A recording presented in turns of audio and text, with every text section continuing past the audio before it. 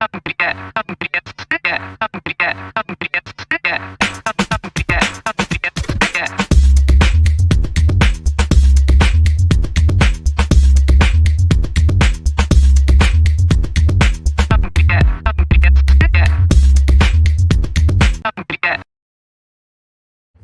morning, Chris. How are you? Anthony, Franco, happy Tuesday to you. Happy holidays. Are you in the festive spirit? Are you getting the holiday spirit? I am. Like this weekend, we're breaking out the Festivus poll, so I'm very excited about that. When are we going to do the annual airing? I have two daughters, so I win every year on the feats of strength. So I'm really looking forward to our Festivus celebration. That actually, and anybody that doesn't know what Festivus is, I'm sorry, you'll just have to figure it out. It really is. It's tough for us to relate to these people that have not seen every episode of Seinfeld. Exactly right. I've got. It's hard to top it, but I've got my dad joke ready. Do you have one? I mean, always, Anthony. All right, go. You go. Or you want me to go? Well, I was trying to set the whole thing up. Oh, and not saying like, here's the dad joke, but you go right ahead. No, go. Ruin my setup. All right. Pretend erase that. Chris, how about your holidays? How's your holidays coming? My holidays are great. You know what I did is I put together my Christmas list, and on that Christmas list, there's this pen that I really, really want. It's a super cool space age pen, and it can write underwater. It can also write other words as well. Like, if it's I was thinking, when do you need to write underwater in space? But okay, mine is a silly one told to me by my sister-in-law. What do sweet potatoes wear to bed? I don't know, Anthony. What do sweet potatoes wear to bed? Yammies.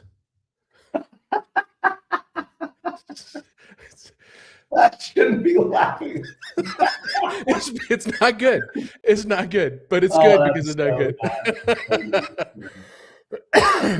What if the most unethical thing you do in sales is refuse to apply pressure? Marcus Sheridan, founder of River Pools and Spas, nearly lost his business in 2008 until he started answering the pricing question competitors avoided. He published transparent cost breakdowns on his website, a move that made prospects uncomfortable but accelerated their decisions. Within 2 years, River Pools became the most trafficked pool website in the world. Sheridan used a lot of chlorine. That's a lot of chlorine. Sheridan didn't manipulate. He applied information pressure that forced buyers off the fence. That discomfort was the service. Today, on How to Founder Anthony, we are going to be talking about leveraging psychological triggers in sales. I'm your host, Chris Franks. With me, Mr. Anthony Franco, and we are joined today by Mr. Wes Schaeffer, who has a really cool accent. He is the sales whisperer. Spent 30 years proving that psychological triggers aren't manipulation. They're the mechanism that moves stuck buyers towards decisions they need to make. Wes, welcome. Apologies for the dad jokes, unless you got a worse one. Do you have a worse dad joke, Wes? Well, I mean, I'm from Louisiana, man, and they only taught us 25 letters of the alphabet, so I don't know why.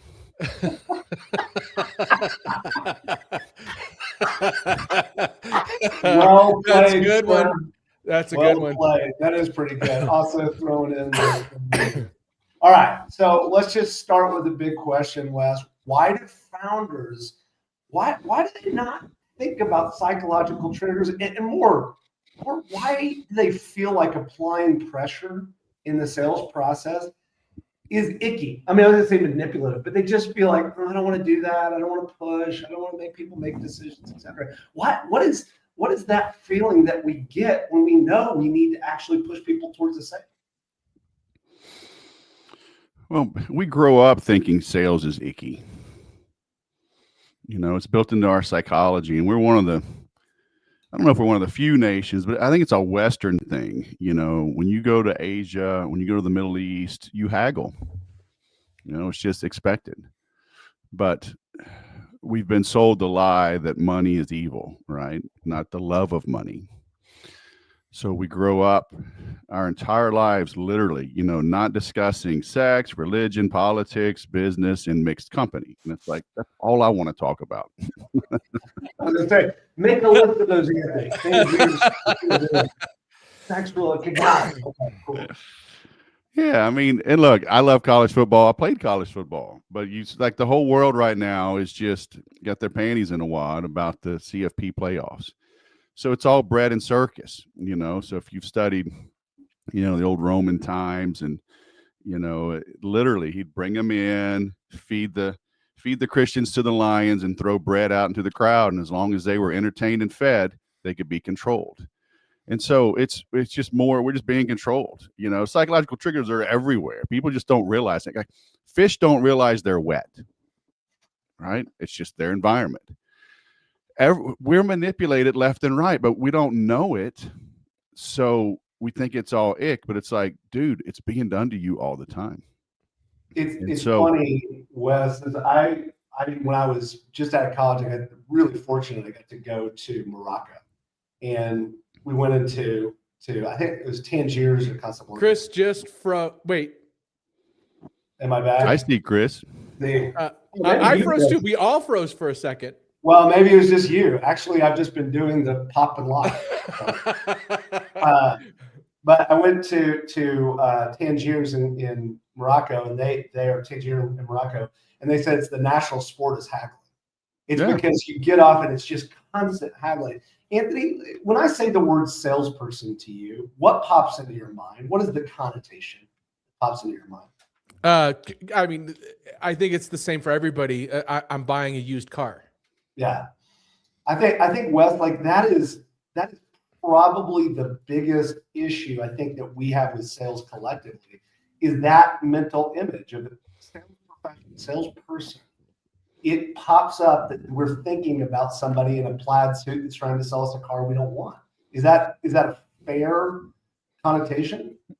Yeah. So I say this so often, right? I have it on my desk. I'll do a little mentalism, you know, when I have time. I'm like, describe a salesperson: arrogant, greedy, pushy, money hungry, you know. So pushy always comes up. And then they're like, I don't want to be pushy. Like, okay, that's fine. But you don't have to be pushy if you understand what is going on, because there is a fine line between persuasion and manipulation. Okay. And the difference is, are you doing it for their benefit or for yours? Okay. Dan Ariely wrote a book years ago called Predictably Irrational. When you give people too many choices, they actually literally make a dumb choice more times than not. You got to narrow things down, give people a few options, you know, say, hey, based on what you told me, I recommend, you know, A, B, and C would be a good fit. I recommend B because of this, this, and this, but it's, you know, your choice. Oh, I don't know, blah, blah, blah. So you can let them just wallow in their pain, right? I mean, if you can truly help them, then you owe it to them and to yourself to get, you know, give them a nudge to pull the trigger and ride the bullet, you know, and because we all just sit around and, you know, the devil that we know is better than the devil we don't know. But, you know, if they're calling you for assistance, you know, people, we're not just bored and say, let me call a salesperson today and get a demo. I mean, that's not really all that often. Anthony does that all the time, but it's just because he really likes screwing with salespeople. It's just, yeah. I saw something, it was years ago, but it was something like 67% of people that go into a store, you know, they want to buy something and walk out not buying it because they don't get any help. And I know it's only gotten worse. I want to address that question first, because I think that when I came up in sales, Wes, I was taught the traditional sales process. I was taught to qualify. I was taught to educate. I was taught to feature, function, benefit, all this stuff that kind of was normal at the time. What was different in the time that I was taught sales was I had the information The person across from me did not. Yep.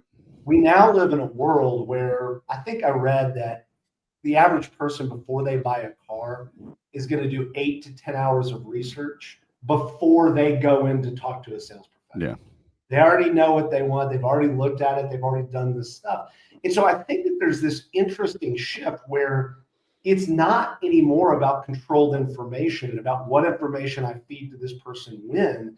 It's now about helping them understand the information that they've already gathered. Is that a fair way to look at it? Yeah. Yeah. So before they wouldn't buy because of lack of information. Now they don't buy because they have paralysis analysis.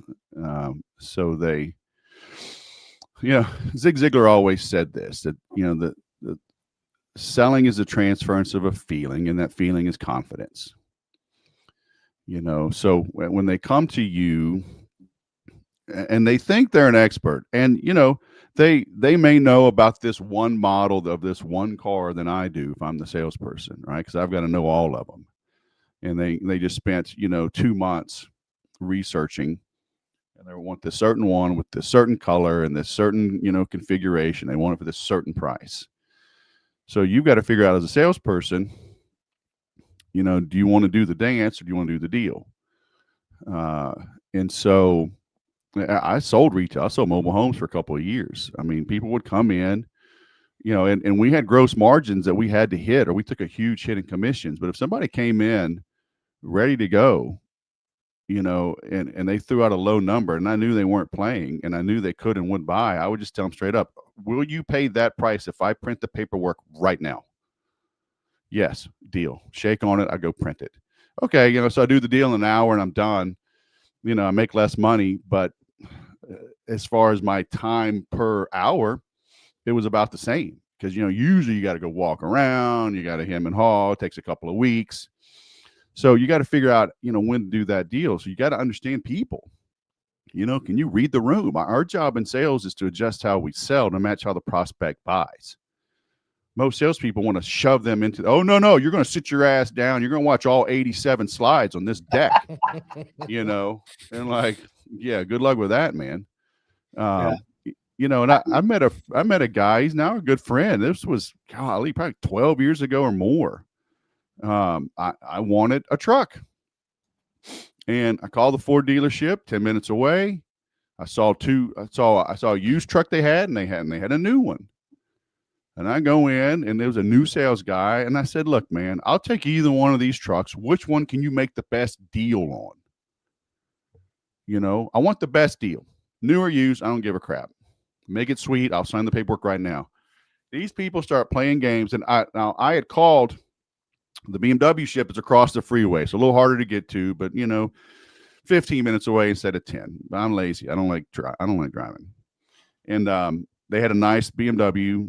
And I said, okay, I'll come see that. But so on the way, though, we went to the Ford dealership, and I was going to buy the Ford and leave the BMW guy high and dry. Ford played these games. Hey, let me get your keys, and we're going to do an analysis and blah blah blah. And they played too many games. Hey, I need to get something out of my car. Let me get my keys real quick. And I never should have given my keys anyway. But so I took the keys, took my wife. We got in the car and left. Never went back. Drove over to the BMW dealership.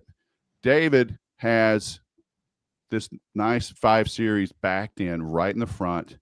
And one of these it's like a 3-foot tall plastic stand, probably cost $50. A little narrow plastic stand, wide base, came up, angled backwards. It fit an 8.5 by 11 sheet of paper.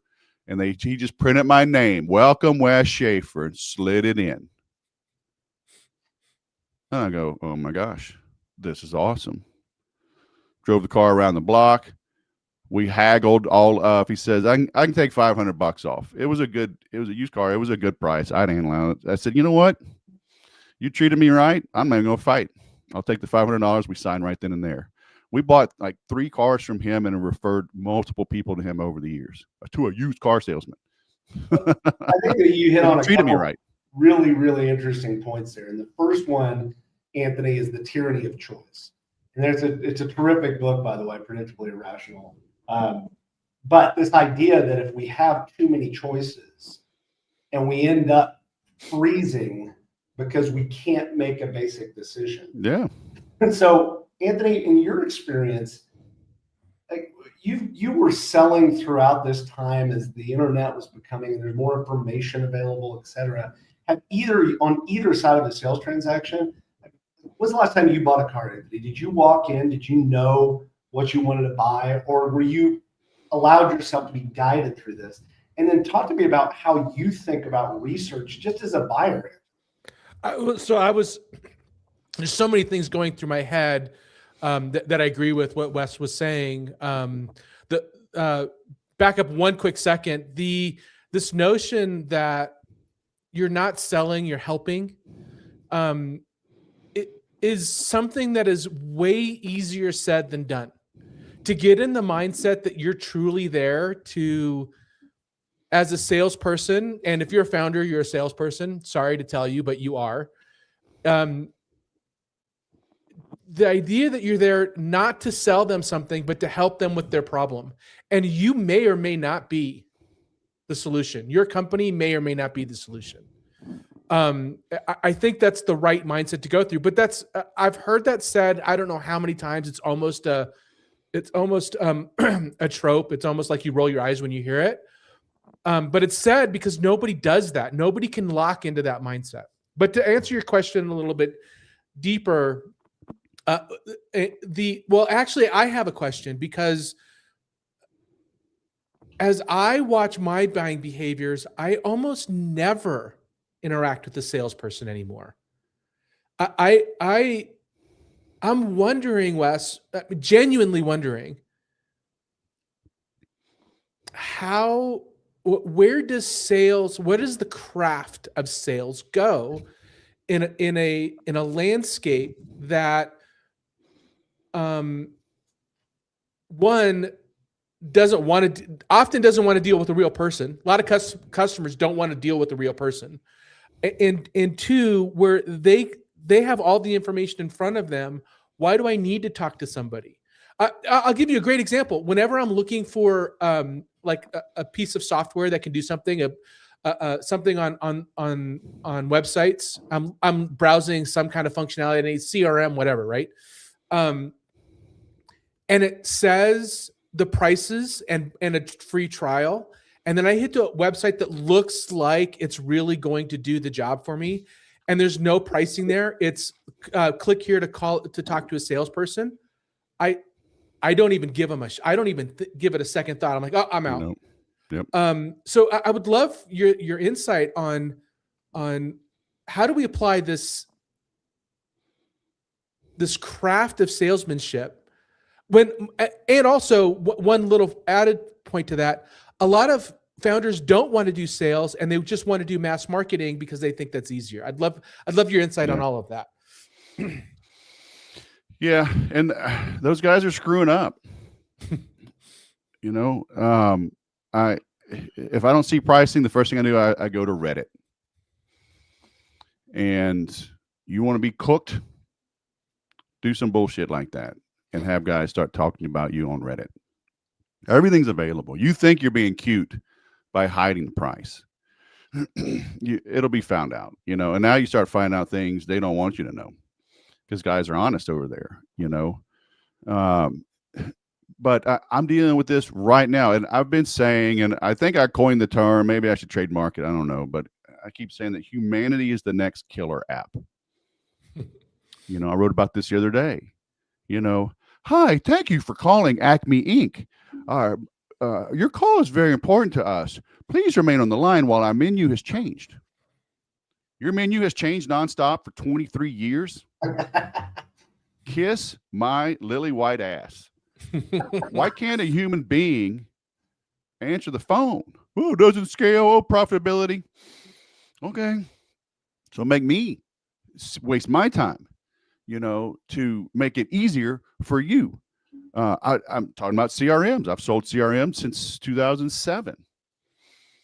I found a new tool. I'm working with 2 clients right now, helping them pick a tool. Because you're right, everything is out there, but it is so confusing. I'm on Reddit every day, and I'm in the CRM subreddit every day. Somebody's, here's my situation. Which one should I get? It's just all so confusing. You know, this one guy, like, I want this, I want that, I want email, I want integration, I want to set up the contact record card in a certain way. I want the history right in front. Oh, and I want to spend $50 a month. I'm like, well, good luck with that, Sparky. You know, Vibe code it. Yeah. Yeah, I'm a vibe code. Well, good luck with that too. You know, it's like that works for a second, you know, and then again, go to Reddit, start digging deeper. Like, oh, this thing blew up. Because when those vibe codes break up, and I love AI. I'm selling agents. I love it, you know, but it's for light work, you know, take care of the tedious stuff. So, and, you know, and these founders, and I get it. I tell them too, if you truly understand sales, but a lot of them don't. A lot of them suffer from the E myth, right? That Michael Gerber talked about. Most entrepreneurs are not entrepreneurs, because that was, you know, the E myth is the myth of being an entrepreneur. And most of them are technicians with fits of entrepreneurism. Okay, they're tinkerers. They're technicians, and so they don't understand sales. You know, and I sit with people, and the hardest thing, man, at the very beginning, they're like, "Oh, we should get this tool, that tool." I'm like, what are you going to say to people? How are you going to find it when you get them on the phone? When you send an email, what are you going to say? Why will they get their attention? And what action do you want them to take as a result of getting that voicemail, that email, or that letter in the mail?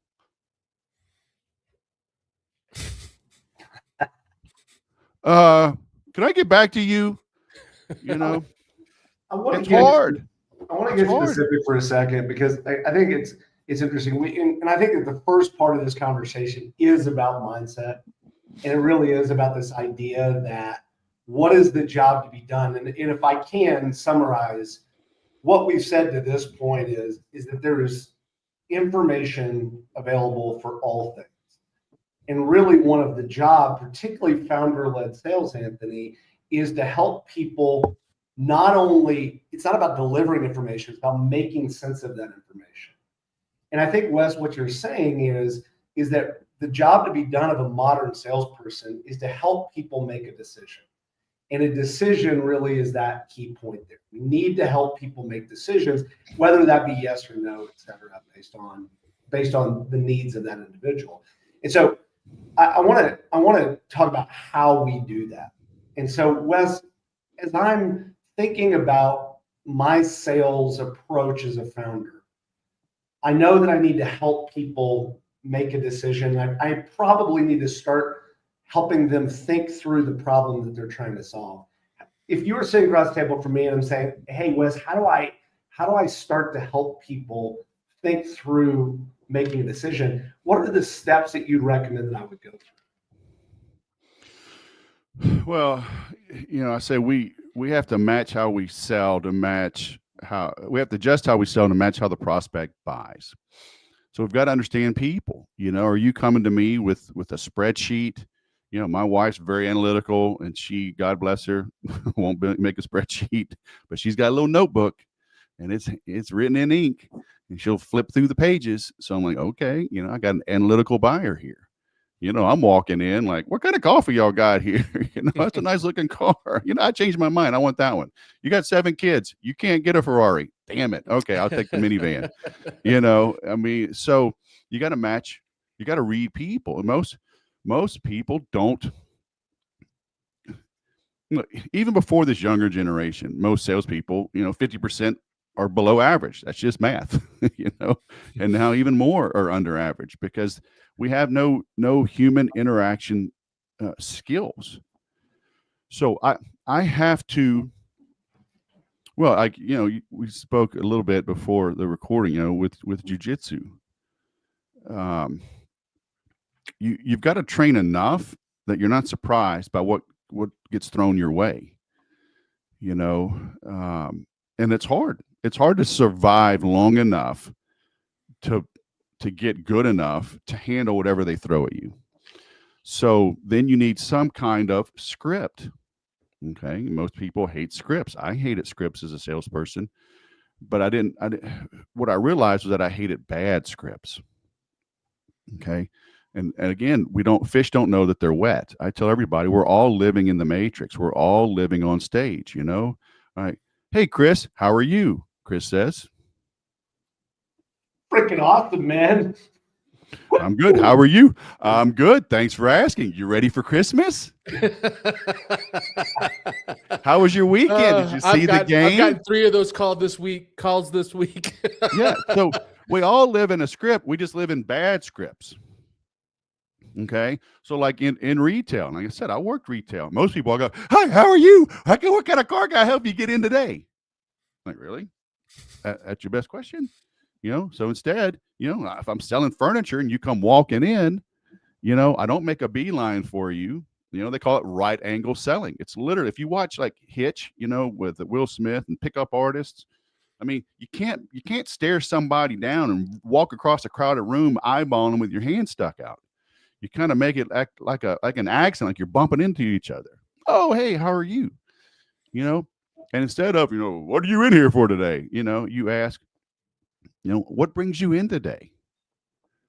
All right. And you might say, I just dropped my kids off at the karate store next, across the street. It's freaking hot. I just want to come in out of the heat, and there's no room over there. I don't want to stay crowded in that little place for an hour. Hey, I hear you. We got coffee and water in the back. I got a TV back there. Don't tell anybody. The game is on. There's a comfy level, lazy boy. Get you some coffee and let me know if you change your mind. Wow. Okay. Thank you. Or, yeah, my daughter's going off to college. We need some furniture. Okay. But when we ask questions that people expect, we get the script. So our job in sales is to ask questions that the prospect cannot answer, or at least one they're not expecting. Okay. You see it in the, in the police shows, in the lawyer shows, they say in law, right? Don't ever ask a question you don't know the answer to. So, David Ogilvy talked about it, or Robert Collier, we must enter the conversation going on in the mind of the prospect.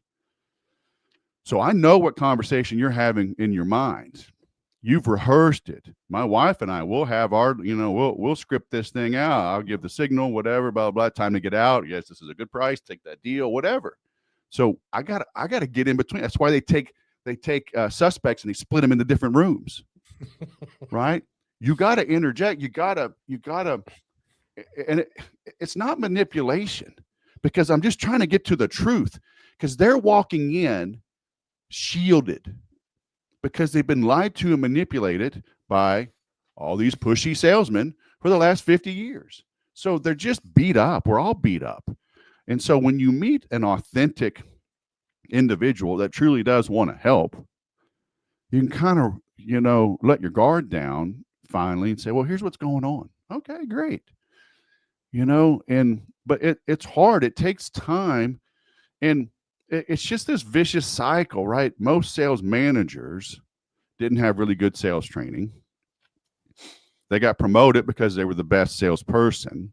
Now they're a manager. So all the attributes that made them a great salesperson make them a terrible manager, right? Lone wolf, aggressive, grinding it out, blah, blah, blah. Now they got to coach and nurture and teach and, ride shotgun and let their people fail sometimes. Let them blow a sale, let them give up some of the profits so they can learn, and so now the cycle just repeats itself. Now they're grinding them down. It's December 9th, man. You got, 22 days. What are you going to do? You're behind. Get out there and make something happen. And now they're grinding through the rest of the year. That's also how Anthony tells me about our listeners. Uh-oh. He tries to grind me down on that. So there's a lot of stuff there, but I want to just recap, because I think there was some really good stuff. First of all, which is, and I think, Anthony, this is your point, which is it's the job of a salesperson.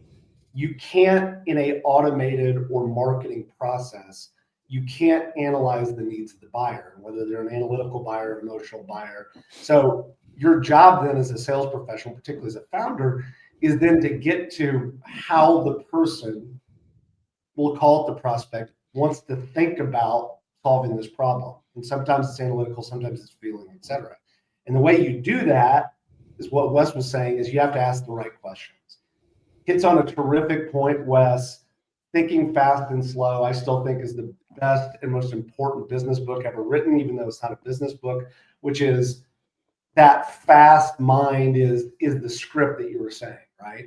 And then when you ask a pointed question, you have to the person across from you has to answer in a way that is not automated. It's something where they're actually having to think about. And so it's a terrific book on that. So I want to get to the speed round here, but I want to give a last kind of piece of advice for founders, Wes. We've talked about approach. We've talked about our mindset. Really, I think that what you're saying is it is the job of a modern sales professional and really as a founder to be a teacher, to be somebody who's teaching about the problem, the solution, how your solution can do it. Is that fair? And if so, how can I start to work on that skill of being a good teacher to the person sitting across from me? I don't know that they should be a good teacher. The prospect has to get educated, okay?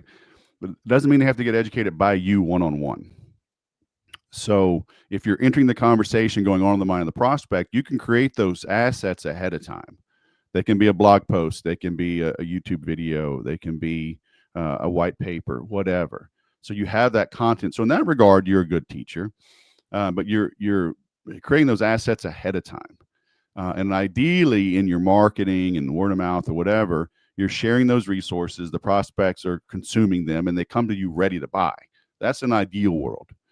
Okay. So now when you finally get in front of the prospect, because people don't change their minds. They reach a new decision once they have been presented new information, but they are the ones that have to internalize it and make it their own. Because if I say, oh yeah, this is the best CRM, you need to buy this one, I'm just selling you. You don't trust me. You have to look at it and go, well, what do you need? Well, I need to send emails. Okay. What else do you need? I needed to have e-commerce. Okay. What else do you need? I need, unlimited licenses for users. Okay. What else do you need? I need permissions. Okay. What else do you need? On and on and on. I need web forms. I need meeting links. I need on and on. Okay. What else? It needs to be under this price. Okay. What else? That's it. Okay. Well, here's this one. It misses that. Here's that one. It misses that. Here's 7 of them, and none of them do exactly what you need. So here's a compromise. Here's a compromise. Here's based on what you said, you can live with this. This one is more important. So based on what you're telling me now and the compromises you're willing to make, this is your choice. What do you think? And they have to go, yeah, you're right. That is the best compromise, most features, blah, blah, blah. Okay, let's do it. Okay, great. So is that education? I mean, maybe we're splitting, maybe it's semantics. It's certainly helping them see the facts, but it's like you're guiding them along, because it really is, when the student is ready, the teacher will appear, right? You're helping them realize, like, oh crap, I was asking the wrong questions, had the wrong expectations, I had unclear expectations. Now I see what's going on. So let's go. So is that education? Yeah, maybe. Maybe it's mentorship. Maybe it's guidance. Well, I get back to the original quote that you said, which is, I think it's a Zig Ziglar quote that says selling is a transfer of feelings, right? And so in this particular case, confidence being, I think, probably the one that's most important. All right, Wes, are you ready for the speed round? It's hypothetical.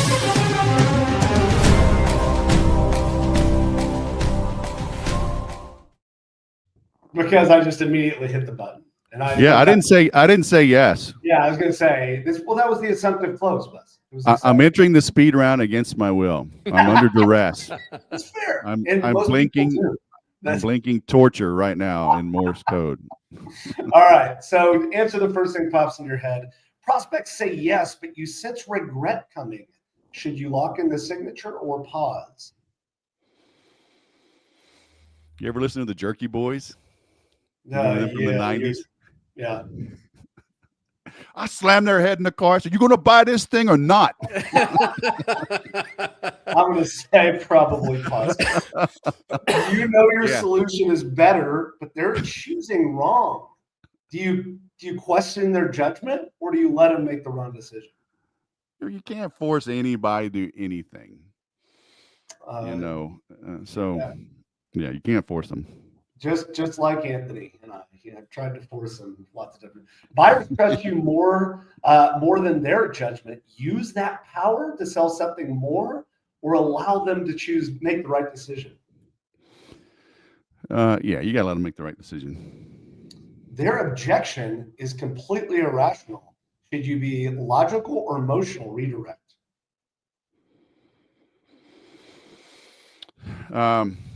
You've got to be the calm one in the room, so you got to bring them down to reality, but how you do that, that's the art. The trigger that closes this deal feels a little bit pushy. Use it or use a different tactic. I don't think there's ever a trigger that closes a deal. I mean, if it's a one call close something, okay, maybe, but I don't deal in that world. So, or the assumptive close by just hitting the speed round buttons. Deep dive resources influence the psychology of persuasion. We put it on here all the time, but it is an absolute must read. Founders, The Psychology of Selling by Brian Tracy. But we are going to go and we're going to find out information directly from you, Wes.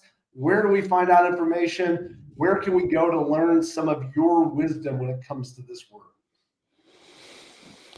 Man, I break all the rules because usually the people are sending you to a PDF and you're going to get this drip sequence, and then there's going to be a one-click upsell, and then there's going to be, but wait, before you leave, here's this $10,000 recording of my mastermind, and you can get it now for just $7. And you click that, and then but wait, here's $1 million mastermind. You can get this one for just $97. But wait. So I do a daily email, and I let you get to know me because I'm not in a rush. So it's my website. I think you put it up there, bjjandbiz.com/daily. And it's a daily email. And I recommend you write daily. Clarifies your thinking, helps you enter the conversation going on in the mind of the prospect. From there you get to know me. And then you can figure out if you want to talk to me. And if you don't, just unsubscribe. Our problem is that every time we say that, people are like, no, we don't really want to get to know Anthony and Chris. We're shocked at the following we have. That is for sure. Exactly. For those of you that are listening in and watching, thank you so much for tuning in. Please be sure to visit us at howtofounder.com, where you can connect with us on LinkedIn and subscribe to our YouTube, Apple Podcasts, and Spotify channels. Please, if you like the episode, if you like this, please go ahead and subscribe and leave us a review. We really would appreciate it. We all believe here at How to Founder that you are the pioneer of economic prosperity, and we're just so grateful for being there along the way with you. Thank you, everybody. Bye.